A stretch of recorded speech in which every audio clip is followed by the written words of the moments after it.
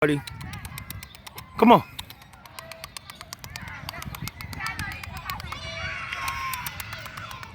That's what I'm talking about.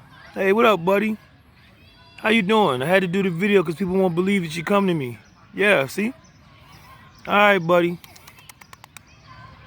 I know, right? They won't even believe it. I don't got nothing for you. All right, buddy. I just wanted to show the people. Now, that's just one. We're going to go find the other one. La, la, la, la, la, la, la. Oh, look like one right over here. Just to show you guys so this shit ain't a fluke. You'll know. Hey, guys. There's a bunch of them over here. Come here, come here. They too busy eating, I guess.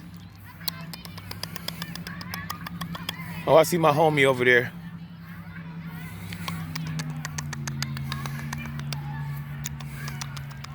I hope that don't show in the video. Don't run. Come here, buddy. Come on, buddy, come on. Come on, buddy. It's a whole different squirrel. Come on. Come on, buddy. Now that's two, guys. You can see how close he is to me. Here's my other buddy. Come here, buddy. Come on. Come on, buddy. Come on.